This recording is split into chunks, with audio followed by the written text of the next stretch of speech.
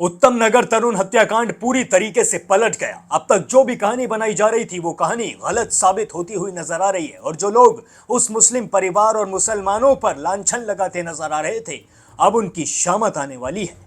आदाब, नमस्कार, सत श्री अकाल, peace to be with you दोस्तों। मेरा नाम है जुनैद भाटी और आप देख रहे हैं द न्यूज फीवर। जैसा कि आप सभी जानते हैं कि दिल्ली के उत्तम नगर में एक तरुण नाम के लड़के की हत्या हो जाती है और इस हत्या के पीछे की वजह जो अभी तक बताई जा रही थी वो वजह ये थी कि तरुण के ही फैमिली में से किसी एक छोटे बच्चे ने इस मुस्लिम परिवार की किसी औरत पर पानी से भरा गुब्बारा मार दिया था होली वाले दिन। लेकिन ये चीज जो मुस्लिम परिवार है उससे सहन नहीं हुई और दोनों परिवारों के बीच विवाद शुरू हो गया। ये विवाद इतना ज्यादा बढ़ गया कि बात हाथापाई तक आ गई और ये भी कहा जा रहा था कि ये जो तरुण था ये उस समय घर पर मौजूद नहीं था और इसी वजह से जो मुस्लिम परिवार के लड़के थे उन्होंने मार पिटाई शुरू कर दी तरुण के परिवार के साथ। जब शाम में तरुण आता है तो तरुण के साथ भी विवाद शुरू हो जाता है। जी हाँ, तरुण जब देखता है कि उसके परिवार को एक मुस्लिम परिवार के लोगों ने, जो इनके पड़ोसी ही हैं, इन्होंने मारा है, तो फिर तरुण भी लड़ने के लिए चला जाता है, जिसके बाद दोबारा से लड़ाई शुरू होती है और ये जो मुस्लिम परिवार है इसके जो लड़के हैं ये तरुण को इतनी बुरी तरीके से मारते हैं और तरुण की बहुत ज़्यादा हालत गंभीर हो जाती है और जो लड़के उस परिवार में रहते हैं उनकी भी खूब पिटाई होती है। यानी कि दोनों जो परिवार हैं दोनों की हालत बहुत ज़्यादा गंभीर हो जाती है और फिर पुलिस आती है। पुलिस मामले को जैसे तैसे संभालती है और इन दोनों ही परिवार में जितने भी लोग चोटिल हुए थे सभी को हॉस्पिटल में भर्ती कराया जाता है, जिसके बाद हॉस्पिटल में इलाज के दौरान तरुण की मौत हो जाती है। और जैसे ही तरुण की मौत होती है वैसे ही मामला पूरी तरीके से बदलता हुआ नजर आता है। ये मामला अभी तक आपसी विवाद का था, पड़ोसी विवाद का था, लेकिन ये मामला धीरे धीरे हिंदू मुस्लिम विवाद बनता चला जाता है। अलग अलग तरीके के लोग कैमरे के सामने आकर मुंह खोलना शुरू कर देते हैं। जितनी भी ज्यादा गंदगी होती है उनकी मुंह के अंदर, जितनी भी ज्यादा जबान उनकी गंदी होती है, जितने भी ज्यादा गंदे शब्द निकाल सकते हैं सब आकर वो निकालना शुरू कर देते हैं। कहते नजर आते हैं कि जो विशेष समुदाय है ये इसी तरीके की हरकत करता नजर आता है और इन्होंने तरुण को इसलिए मारा है क्योंकि वो एक हिंदू परिवार से था और एक मुस्लिम परिवार की जो औरत थी उसके ऊपर एक छोटी बच्ची ने गुब्बारा मार दिया और वो बात उन्हें इतनी बुरी लग गई कि उन्होंने तरुण की हत्या ही कर दी। अभी तक ये सारी चीजें निकल कर आ रही थी और इसी वजह से वो जो मुस्लिम परिवार है उसके घर पर बुलडोजर भी चलवा दिया गया। जी हाँ, लेकिन बुलडोजर ये कहकर नहीं चला गया है कि उन्होंने तरुण की हत्या की है, बल्कि ये कहकर चलाया गया है कि ये घर जो है इसकी जो कुछ जमीन है, कुछ हिस्सा है वो अवैध है। जी हाँ, उस पर कब्जा किया गया है जबरदस्ती, इसीलिए वहां पर बुलडोजर चला दिया गया है, जिसकी वजह से भी जो मुस्लिम परिवार है कोर्ट में पहुंच चुका है। ये जो दो शख्स थे जो आरोपी हैं, जिन्हें आरोपी बनाया गया है तरुण की हत्या में, उनकी मां कोर्ट पहुंच चुकी है। शहनाज उनकी मां का नाम है। वो कोर्ट में जाकर गिड़गिड़ा रही है, कहती नजर आ रही है कि हमारा घर कहीं से भी अवैध जगह पर नहीं बना हुआ है और हम कई सालों से, यानी कि दसियों सालों से बिजली का बिल भरते नजर आ रहे हैं और जो नगर निगम है वो लगातार हमसे हाउस टैक्स भी ले रहा है। अगर यह अवैध कब्जे का घर होता तो फिर नगर निगम हमसे टैक्स क्यों लेता, हम बिजली का बिल क्यों भरते। और इसी वजह से अब ये मामला बहुत ज्यादा उलटता पुलटता हुआ भी नजर आ रहा है। कई लोगों की बाइट सामने आई है, कई लोगों ने सामने आकर इस केस को गलत बताया है। जी हाँ, जैसे कि एआईएमआईएम के शोएब जमई हैं, उन्होंने आके मामले को पूरी तरीके से पलट ही दिया है। उनका कहना है कि तरुण एक औरत के साथ छेड़खानी कर रहा था जिसकी वजह से विवाद शुरू हुआ और फिर उसके बाद मार पिटाई दोनों ही पक्षों में हुई और दोनों ही पक्ष गंभीर रूप से घायल हुए थे। लेकिन तरुण की दुर्भाग्यपूर्ण मौत हो जाती है। लेकिन ये जो मौत हुई है ये जानबूझकर नहीं की गई और इस चीज को हत्या नहीं कह सकते हैं, ये कहना है शोएब जमई का। आप सुनिए कि वो क्या कहते नजर आ रहे हैं। कुछ दिन पहले दिल्ली के उत्तम नगर इलाके में एक बड़ी दुर्भाग्यपूर्ण घटना हुई और उसको बहुत ही गलत तरीके से एक नैरेटिव पेश किया जा रहा है। आप सब जानते हैं कि वो दो परिवार सालों से एक साथ रह रहे थे और वहाँ बीच में एक झगड़ा भी था उनके बीच में पहले से, और वो पड़ोसी दोनों राजस्थान मूल के रहने वाले, एक हिंदू समाज से हैं, एक मुस्लिम समाज से हैं।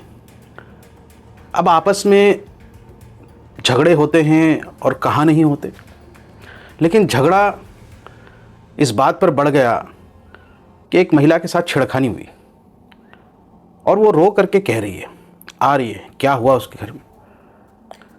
जो खबरें छुपाई जा रही है, एक नैरेटिव बनाया जा रहा है। क्या सवाल उनसे नहीं होगा? झगड़े हुए, दोनों तरफ के लोग घायल हुए, एक नाबालिग बच्चे को सर में चोट लगी, दूसरे मुस्लिम पक्ष के जो लोग थे उनको भी बहुत गंभीर चोटें आई हैं। उनमें से एक लड़का, ये तरुण, जो अनफॉर्चुनेटली जो है इसमें जाँ बहक हो गया। ये भी जिम से जो है कई बंदों को लेकर के आया था मारपीट करने के लिए। अब वो परिवार क्या करे, सेल्फ डिफेंस ना करे? और ये कौन सा है आपका माइंडसेट? आप मोलेस्ट करते हैं, उसके बाद कहते हैं बुरा ना मानो। ये क्रिमिनल माइंड है। छेड़खानी हुई और उसके बाद उसका घर जला दिया गया, घर से सामान पूरा लूट लिया गया, ज्वेलरी और पैसे भी। कौन पीड़ित है फिर?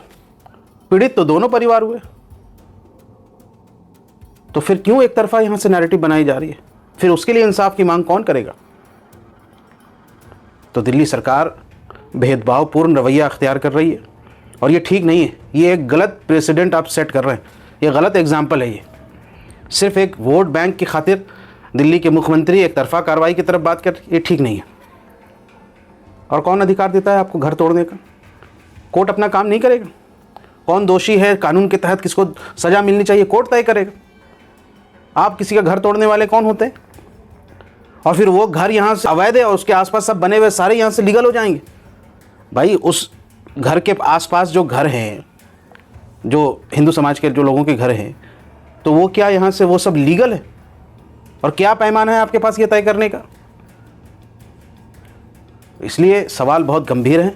सिर्फ वोट बैंक की खातिर, एक वोट पॉलिटिक्स के खातिर दिल्ली के अंदर इस तरह का माहौल बनाना, ये ठीक। और कौन उन अपराधियों को छूट देता है जो घर में यहाँ से आग लगा रहे थे, जला रहे हैं, महिलाओं को गंदी गंदी गालियाँ दे रहे हैं, पूरे इलाके में तनाव है, मुस्लिम समाज डरा हुआ है। आप कहते हैं घेटोइज़म होता है, कैसे नहीं होगा? वहाँ पे तो थोड़ी एक कुछ मुस्लिम परिवार थे, सब डरे हुए हैं। इसलिए दिल्ली के अंदर माहौल ख़राब नहीं होना चाहिए। मैं प्रशासन से यही गुहार करता हूँ कि न्यायपूर्ण रवैया अख्तियार रहे। हम कानून को हाथ में लेने के लिए कतई पक्षधर नहीं। तरुण की जो हत्या हुई वो बिल्कुल अनफॉर्चुनेट है और वी हाईली कंडेम दिस। लेकिन इस परिवार के साथ भी नाइंसाफ़ी नहीं होनी चाहिए। और जिस तरीके से दिखाया जा रहा है ये नैरेटिव बिल्कुल गलत है। किन किन क्या क्या गलतियाँ थी और किस बुनियाद पर यहाँ से ये झगड़े हुए, इसको भी समझना ज़रूरी है। इस पूरे उत्तम नगर के इंसिडेंट को मीडिया अलग रंग दे रहा है। संघ के लोग, बजरंग दल के लोग बिल्कुल इसको एक हिंसात्मक रूप दे रहे हैं, धमकी दे रहे हैं, डरा रहे हैं पूरे इलाके को। दोस्तों सुना आपने किस तरीके से शोएब जमी इस मामले को पूरी तरीके से पलटते हुए नजर आ रहे हैं। वो बताते हुए नजर आ रहे हैं कि यहाँ मामला हिंदू मुस्लिम का नहीं है, बल्कि यहाँ पर मामला आपसी विवाद का था। आप कुछ और लोगों की बातें सुनिए, फिर उसके बाद मैं आपसे आगे बात करता हूँ। मुसलमानों को टारगेट किया जा रहा है और ऐसा नहीं है कि हम आज ही से वहाँ पे रह रहे हैं, हम कई सालों से वहाँ पर रह रहे हैं और कई सालों से रह रहे हैं। हमारे बीच में प्यार मोहब्बत है। मेरे घर के बड़े खुद होली खेला करते हैं। मेरे बच्चे, हमारे वो बच्चे जिसको मारा गया वो खुद वहाँ पे होली खेलता है।